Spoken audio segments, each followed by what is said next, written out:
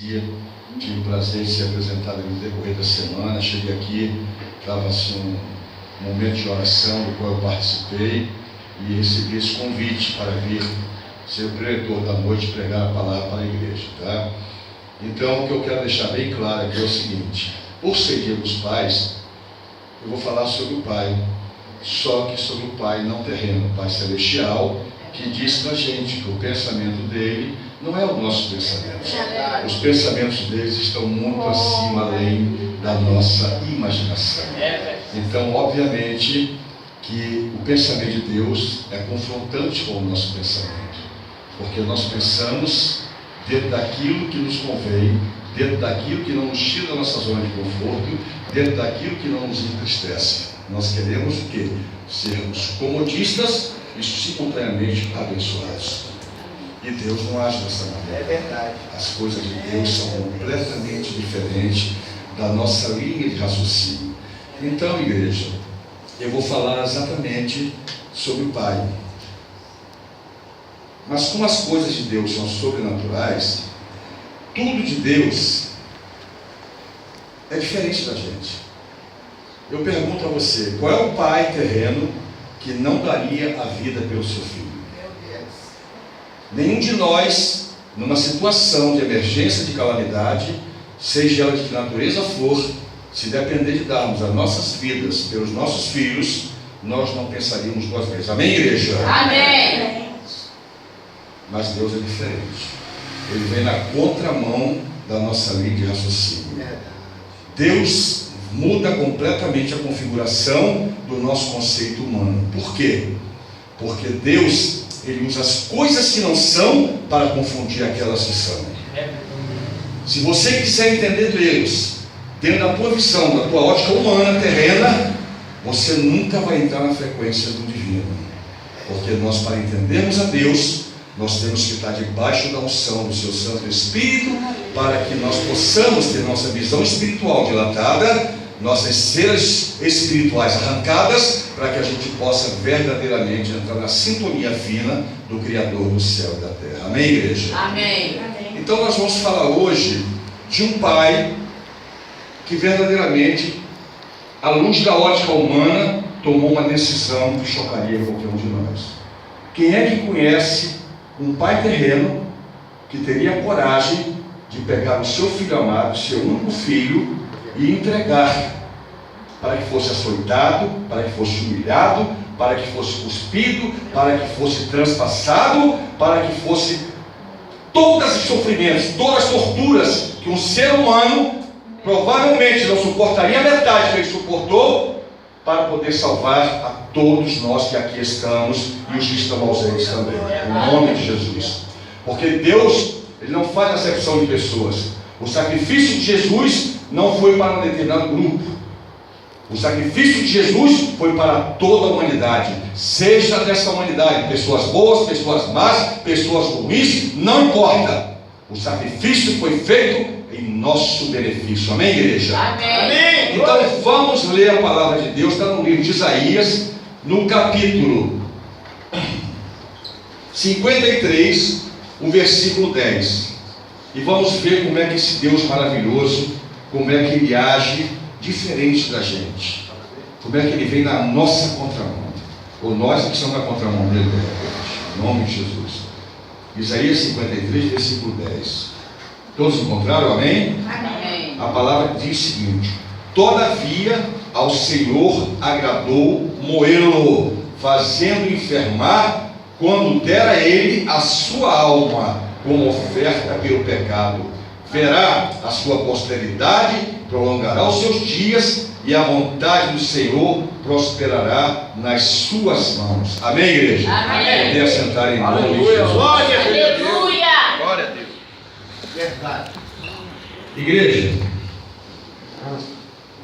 quando Deus entregou Jesus, muitos pensam assim: puxa vida, até hoje pessoas acham que Jesus, com o poder que tinha, com a autoridade, com a unção que ele tinha, ele podia muito bem reverter aquele quadro, poderia, do sacrifício. Para ele bastaria o estalar de dedos. e nada daquilo teria acontecido. Só que tudo isso estava previsto mesmo antes da fundação do mundo, porque tudo no mundo que tem, que existe, foi feito por Ele e para Ele, em nome de Jesus. Porque a palavra nos ensina que antes do mundo existir, Ele já era, Ele já existia. Então Ele sabia de tudo que Ele ia passar, de todas as torturas, de toda a humilhação, de todo o escárnio. Ele sabia o que iria acontecer. Mas isso tudo veio sendo preparado ao longo da história da humanidade. Isso não foi uma coisa que Deus aqui, quando resolveu entregá-lo para ser moído, para ser torturado, não foi uma coisa de momento. Porque se nós olharmos nas Santas Sagradas Escrituras, nós vamos lá atrás no Velho Testamento e nós vamos encontrar Abraão exemplificando o que iria acontecer com Jesus quando entrega seu filho Isaque para o sacrifício. Ele foi salvo aos 45 do segundo tempo, quando foi suspenso o sacrifício. Mas ele não pensou duas vezes. Se precisasse sacrificar o filho, ele sacrificaria, porque foi uma ordem divina, uma ordem de Deus. Então muitos de nós, muitas das vezes, recebemos uma ordenança de Deus de uma forma ou de outra, porque Deus fala conosco de várias maneiras. Deus fala conosco através da sua palavra. Deus fala conosco através dos seus profetas. Deus fala conosco através dos hinos, dos louvores. Deus fala conosco através dos pastores, através dos profetas. Deus fala conosco quando nós estamos dormindo, através dos sonhos. Glória a Deus. Deus fala conosco quando muitas pessoas dizem: eu tive uma intuição, eu tive um pressentimento. Isso é coisa de mundo secular. Nós que somos cristãos sabemos que não existe pressentimento, não existe intuição. Existe sim o Espírito Santo de Deus dizendo: não vai por aqui, vai por ali, sai dessa rota. Glória a Deus. É assim que funciona, igreja. Meu Deus. As coisas de Deus são sobrenaturais. Deus é invisível. Nunca ninguém viu Deus. Nem o próprio Moisés no Monte Horebe, lá na sarça de fogo ardente, ele não conseguiu ver Deus, mas ele teve um contato com Deus. Mas você não precisa ver Deus, porque Deus é invisível. Eu pergunto aqui: alguém já viu a cara da dor? A dor é alta, é magra, é baixa, é clara, é escura, mas você não sente a dor? E nem por isso a dor deixa de existir. Glória a Deus. Meu Deus. Quem é que já viu a cara do vento? Só a Dilma Rousseff que tentou ensacar o vento, né? Pelo menos ela falou que ia pegar o vento e colocar no saquinho e armazenar vento. Você não vê o vento, mas você sente o vento acariciar a tua face. Você vê o vento acariciar as folhas. Você vê o vento levantando as ondas dos mares. E nem por isso o vento deixa de existir. E Deus não é diferente. Deus é invisível, mas é real. Então todas as coisas que Deus prepara para nós é pensando numa coisa melhor, numa coisa boa. Porque se nós pararmos para pensar, nós fazemos coisas às vezes que não entendemos. Mas Deus, o que Deus quer de mim? O que Deus quer de cada um de nós? Ele quer comunhão, Ele quer aproximação, Ele quer relacionamento comigo, com você. Agora imagina, meu irmão, minha irmã, hoje é dia dos pais. Você tem uma tua prole, tem teus filhos, tua esposa. Você para e pensa: se teus filhos chegam em casa, não te dá boa noite, se teus filhos não ligam para você, se teus filhos não reconhecem o investimento que você faz na sua educação, se os seus filhos não reconhecem o amor e o carinho que vocês têm por eles, como é que você, como pai, vai se sentir, meu irmão, minha irmã? E como é que você não quer ter relacionamento com Deus? Como é que você não quer perder tempo para ter contato com Deus? Como é que você não quer perder tempo para ver um culto? Como é que você não quer perder tempo para ler a palavra? Como é que você não quer perder tempo para nada? Você pega o teu tempo todo e investe nos teus interesses próprios e pessoais. É verdade. E você relega Deus ao segundo plano. Meu Deus. Aí de repente, do nada, acontece aquilo que você não queria. Aquilo que Jó falou: o que eu mais temia me aconteceu. Porque justamente é isso. Aquilo que você mais teme, aquilo que você mais ama, é justamente aí que vai ser tocado. Meu Deus. Glória a Deus. Porque ou você se rende aos pés de Deus, Meu Senhor. ou você nega a si mesmo, ou você toma a tua cruz e segue a luz, que é o caminho, a verdade, a vida, que é Jesus, ou então tua vida vai ficar na deriva, meu irmão, minha irmã. Não existe outro caminho. Existe uma máxima popular que diz: todos os caminhos levam a Deus. Que heresia, meu Deus, que heresia. Mas o mundo está aí, secular, acreditando que todos os caminhos levam a Deus.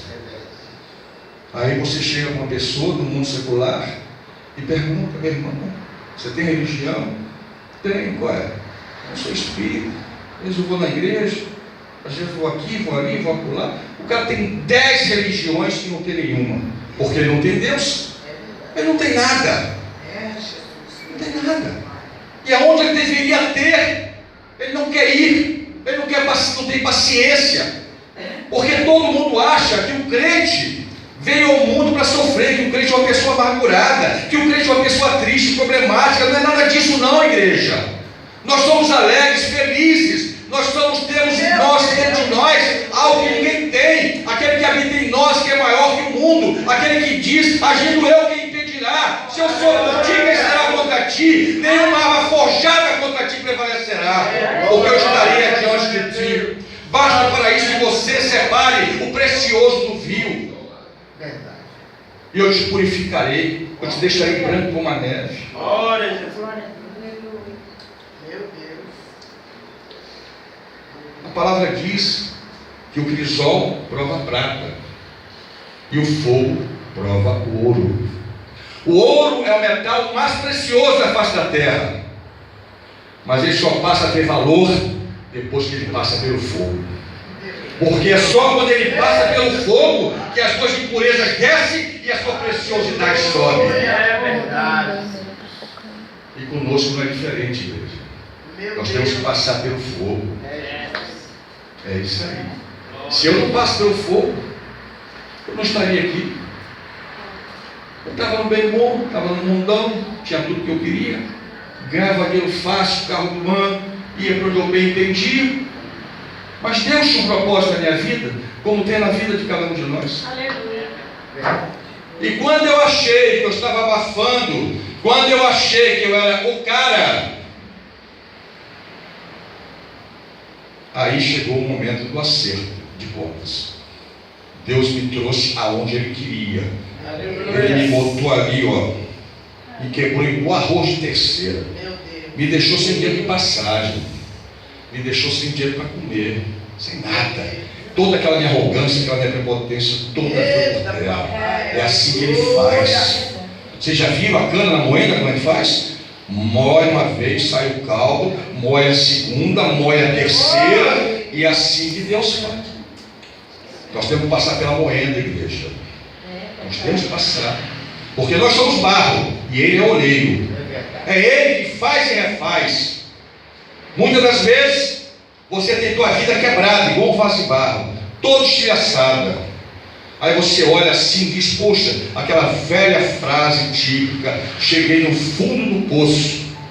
Como se o poço tivesse fundo. Se você cavar mais um pouquinho, ele vai continuar sendo poço.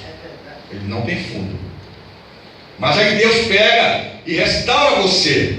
Ele muda a tua história, Ele muda a tua sorte. Ele começa a trabalhar na tua mente, na tua alma, no teu coração. Ele começa a transformar a tua vida. Ele começa a mudar teus pensamentos. Ele começa a fazer você entender que você agora é uma nova criatura e que você tem que passar a viver em novidade de vida.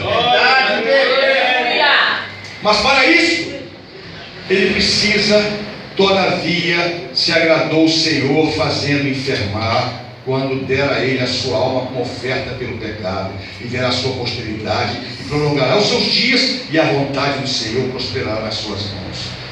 Tem que passar pelo deserto, tem que passar pelo vale, tem que passar pelo fogo, porque senão a palavra de Deus não está suprindo a tua e na minha vida. Meu Deus, aleluia! Mas isso tudo, igreja, tinha um fundamento, tinha uma necessidade. Porque o povo judeu vivia debaixo da velha aliança, vivia debaixo da lei mosaica. A lei mosaica, meu irmão, minha irmã, nós temos hoje que dar graças a Deus, porque nós estamos debaixo da graça. Porque a lei mosaica, ela só tinha uma virtude: ela te acusava, ela te apontava, mas ela não te dava a solução, ela não te dava o caminho da salvação. Você errava, ela dizia: você está errado, sacrifica um bode, sacrifica uma ovelha, sacrifica isso, sacrifica aquilo, por expiação dos teus pecados, como se isso resolvesse. Até o ponto que Deus disse: é esse o holocausto que vocês me dão? Não é esse o holocausto que eu quero. O holocausto que eu quero é um coração contrito, compungido e submisso à minha vontade, submisso ao meu querer. Este é o sacrifício que eu quero. Que tires a impiedade do teu coração, que socorras o órfão e a viúva, que ajude ao teu irmão. Esse é o sacrifício que eu quero, e não é sacrifício de bode. E muitas pessoas hoje ainda acreditam em determinados sacrifícios como se Deus fosse negociador. Deus não negocia, Ele diz: a honra é minha e eu não divido com ninguém. Amém, igreja? Amém. Eu não divido minha honra com ninguém. A honra é minha, é minha. Nós precisamos entender uma coisa: que hoje nós estamos aqui, mas que em determinado momento da vida nós nem existíamos. Nós não tínhamos pai, nós não tínhamos mãe, nós não tínhamos nome, nós não tínhamos identidade, nós não tínhamos CPF, nós não éramos nada. Foi quando Deus criou o primeiro homem na face da terra, que soprou nas suas narinas, que aí começou a origem da humanidade. Foi dali que nós viemos, e foi dali que toda a história da humanidade, que está registrada nesse tesouro chamado Bíblia Sagrada, começou então uma grande jornada, uma grande caminhada. E para isso tinha que haver uma quebra, tinha que haver uma nova aliança, tinha que haver uma nova situação, tinha que ter um novo fiador pelas nossas vidas, pelos nossos pecados. Mas quem seria esse? Israel esperava um guerreiro montado no cavalo, com um exército, para vir libertá-lo do jugo do povo romano. Mas esse Messias não. Esse Messias, ele era simples, humilde, doce e manso. Ele nasceu numa manjedoura, no meio de animais, no meio de febres, tudo que não prestava. Era ele, mas era ele o Messias, porque ele, para vir, lá Isaías já previa o que ele iria passar, mas ele já sabia de tudo. Mas se nós formos aqui no livro de Isaías, no mesmo capítulo 14, no versículo 4, diz o seguinte: por que Deus se agradou de enfermá-lo? Por que Deus se agradou de entregar ele a todo esse escárnio? Porque diz Deus: certamente ele tomou sobre si, que aqui no caso está no presente, no passado. Vamos mudar o termo: certamente ele tomará, porque aqui Jesus ainda não tinha vindo à terra, sobre si as nossas enfermidades e as nossas dores levará sobre si. E nós o reputávamos por aflito, ferido de Deus e oprimido, mas ele foi traspassado pelas nossas transgressões. Oh, aleluia, glória a Deus. E moído pelas nossas iniquidades, oh meu Deus. E o castigo que nos traz a paz estava sobre ele, e pelas suas pisaduras nós fomos sarados. Oh, aleluia, glória a Deus. Está entendendo, igreja? Glória a Deus. Por isso Deus se agradou de moê-lo. Por isso Deus se agradou de fazer aquilo que nós não teríamos coragem de fazer por um filho nosso. Nós faríamos o contrário. Nós diríamos: Deus, me leva e deixa meu filho. Me mata, Deus. Me mata, mas leva meu filho. Mas não. Aqui é o contrário. Ele moeu a Deus para que Deus pudesse ser o nosso galardeador, ser o nosso médico, ser o nosso caminho, verdade e vida, para que Deus pudesse verdadeiramente ter no seu Filho a sua glorificação. Porque Jesus, evidentemente, quando veio à terra, ele ficou 30 anos no anonimato, igreja. 30 anos! Ninguém sabia quem era aquele homem. Carpinteiro de Nazaré. Fez pequenas incursões nas sinagogas, quando menino, com 12 anos, surpreendeu lá os grandalhões das sinagogas lá, não entendiam bem como é que aquele menino entendia tanto, falando do reino de Deus. Mas aos 30 anos, depois de ser batizado pelo seu primo João Batista no Rio Jordão, depois de ser levado para o deserto, igreja, olha aí, igreja, até Jesus foi levado para o deserto. Ele não começou o ministério dele, ele não chegou assim e disse: eu quero ser isso, eu quero ser aquilo, como muitos homens hoje, mulheres de Deus, querem ser pastor, querem ser diácono, querem ser presbítero, querem ser isso, querem ser aquilo, quando isso não vem de você. Isso é um chamado que vem de cima e do alto. Aleluia! Eu não sou pastor porque eu quero. Meu Deus. Eu tenho certeza que nenhum pastor que está aqui sentado na tribuna é pastor porque quer. Porque se você parar para pensar, ser pastor não é fácil. Não é para qualquer um, não. Não é porque seja melhor do que ninguém, não. Porque a luta, a peleja é travada o tempo todo. Porque a igreja precisa entender uma coisa: que Deus, nós buscamos por Deus, nós dobramos o joelho para Deus, nós oramos para Deus, nós subimos o monte por Deus. Aqui ninguém ora para o diabo, mas o diabo nos caça 24 horas por dia, igreja. Não precisa pedir para ele, não, que ele está te caçando ferozmente, porque ele veio para roubar, matar e destruir. Então, se você não tem comunhão com Deus, se você não estuda a palavra, se você não conhece Deus, se você não tem intimidade com esse Deus, eu te pergunto: como é que esse Deus vai entrar na tua vida? Eu faço uma pergunta à igreja: alguém aqui seria capaz de, passando pela rua, encontrar uma pessoa desconhecida que você nunca viu, levar para dentro da sua casa? Quem teria coragem de fazer isso? Nesse mundo violento que a gente vive hoje, eu duvido que alguém faça isso. Agora, por que você não leva essa pessoa para a tua casa? Porque você não conhece. Ora, meu Deus, da mesma forma que você não leva uma pessoa que você não conhece na tua casa, se você não conhece Deus, se você não conhece Jesus, se você não conhece a palavra, se você não conhece a história de toda a formação do reino do céu aqui na terra, como é que você quer que Jesus entre na tua vida? Meu Deus, aleluia. Você você não se aproxima dele e não deixa ele se aproximar de você. A palavra de Deus diz que lá em Apocalipse, Deus está batendo a porta. Se você abrir a porta, a janela do teu coração, ele vai entrar e ceiar com você. Mas se você não abre, como vai ser isso? Como vai ser, igreja? Quando vai ser isso? E você diz: não, mas eu não estou pronto para ser crente. Eu sou muito novo, eu sou muito nova. Se eu me converter, eu não posso mais beber, eu não posso mais fumar, eu não posso mais cheirar, eu não posso isso, eu não posso aquilo. Meu irmão, aprenda uma coisa, pelo amor de Deus: não é você que escolhe Deus, é Ele que te escolhe, te prepara e capacita para a obra. Será que você consegue entender isso, meu Deus? Meu Deus. Não adianta você querer escolher Deus, é você que escolhe. Ele que escolhe, chama, prepara e capacita. Foi assim comigo e com todo mundo. Há um tempo atrás, meu Deus, quando eu imaginei que eu estaria um tiro na igreja, na tribuna, cheio de homens experientes que conhecem a palavra a fundo, e eu chegar com essa versatilidade, com essa ousadia, e falar do reino dos céus para vocês.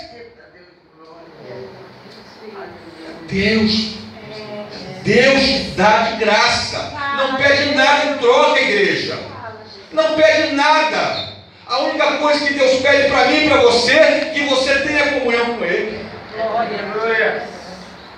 que você entregue teus caminhos na mão dele, porque se assim não fosse, Ele não diria: entregue teus caminhos nas minhas mãos e tudo mais eu farei. Eu farei sobressair tua justiça como a luz, o teu direito como o sol do meio-dia. Basta você querer, basta você se entregar. Agora você não quer se entregar, você quer negociar. Se Deus me der isso, eu faço. Se Deus me der aquilo, eu faço. Se Deus não me der, eu não faço. Poxa, estão fazendo de Deus um banco de investimento. Você me dá tanto, eu te dou tanto. Vende o teu carro, passa a andar a pé de ônibus, que eu vou te dar uma mansão na Barra. Meu Deus, quando foi que Deus falou isso na Bíblia? Eu não conheço isso, eu leio de Gênesis, Apocalipse, vou e volto, não encontro essa passagem. Mas hoje está se apregoando essa teologia da prosperidade. Isso é uma mentira, igreja. Isso é uma mentira, uma heresia. A teoria da prosperidade já foi dita aqui hoje. Procura teu Deus de toda a tua força, de todo o teu entendimento, de todo o teu coração, e tudo mais Ele fará. Se você entregar os teus caminhos na mão de Deus, Ele vai multiplicar a tua vida. Ele vai abençoar teu casamento. Ele vai tirar teus filhos da droga. Ele vai tirar você do vício do sexo. Ele vai tirar você do tremedal de lama que só você sabe, só o teu travesseiro te acusa. Em nome de Jesus. Porque nós não sabemos o problema de cada um, mas Deus conhece o profundo e oculto de cada um de nós. Deus conhece as nossas palavras antes que elas saiam dos nossos lábios, antes que elas sejam proferidas. Porque foi Ele que nos criou. E muitas das vezes eu fico pensando assim, meu Deus, como é que pode, não?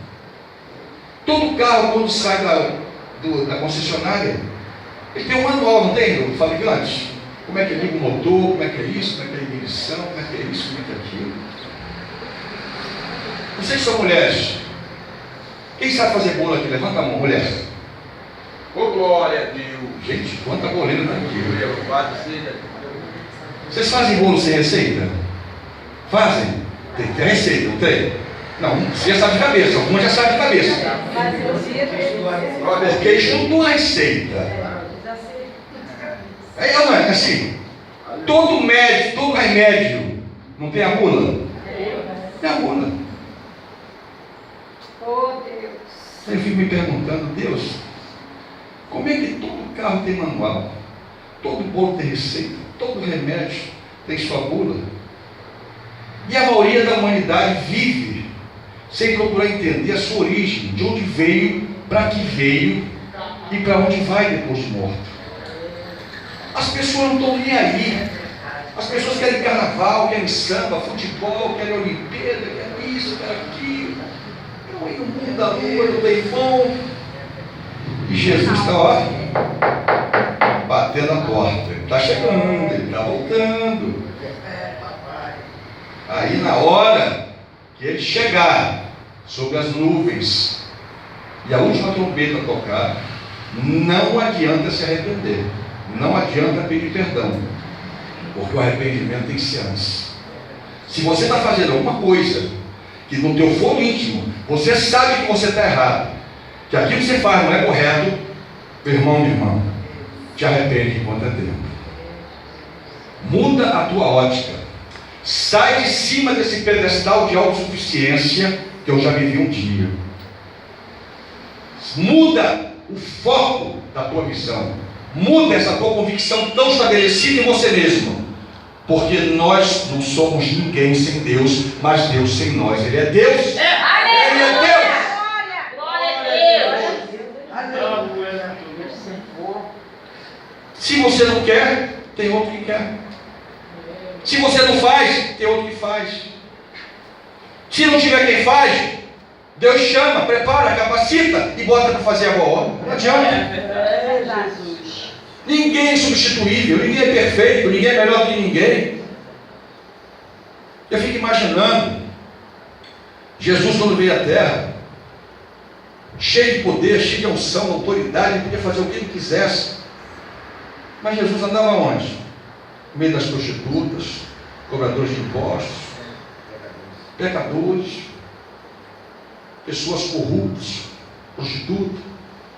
Ele não andava na elite, ele não queria saber da elite, ele andava no meio do povo, porque ele não veio em busca dos sãos, ele veio em busca dos enfermos, ele não veio em busca dos intelectuais, ele não veio em busca dos teólogos, ele não veio em busca dos intelectuais, ele veio em busca de almas.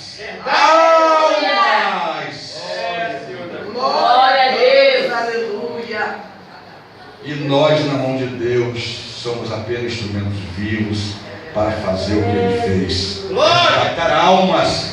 Ele veio para fazer de cada um de nós pescadores de almas, de homens e mulheres. Meu Deus, aleluia. Mas as pessoas, muitas das pessoas estão vindo nas igrejas, frequentam as igrejas, mas elas não procuram evoluir, elas não procuram crescer. Eu cheguei aqui hoje, estava acontecendo a escola dominical. Gente, se vocês soubessem a importância de uma escola dominical, para vocês passarem a entender a palavra de Deus, porque isso aqui fechado, aqui vou fechar. O que é isso fechado aqui? É O livro. Isso aberto. É a boca de Deus. É o pensamento de Deus. É a vontade de Deus para mim e para a vida de cada um de vocês. É aqui que está o nosso manual. É aqui que está a nossa bula. É aqui que está a nossa receita.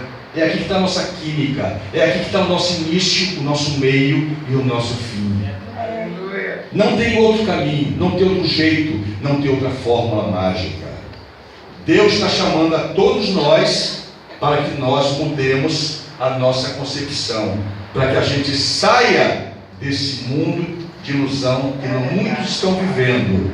Porque hoje a igreja hoje, meu irmão, minha irmã, não é nada mais nada menos que um grande hospital espiritual. É na igreja que se cura almas feridas. É na igreja que se restaura casamentos. É na igreja que se cura um câncer. É na igreja que se tira um viciado da Cracolândia. É na igreja que você consegue comungar com irmãos que vão fazer a força contigo, que vão te dar mão na hora que você precisar, porque a palavra de Deus diz que a corda de 2 dobras é mais difícil de arrebentar. É mais difícil. Você sozinho, se cair, não tem quem te levante. Mas se você estiver na igreja, o pastor está aqui, ó, levanta, meu irmão, em nome de Jesus. E você levanta, e você fica cheio de gás, você fica cheio da perseverança, da força da fé. Porque a palavra de Deus nos ensina. Tiago disse que muitas das vezes é muito melhor você ser um bom ouvinte do que um mau falante. Porque quando você fala o que não deve, você ouve aquilo que você não quer.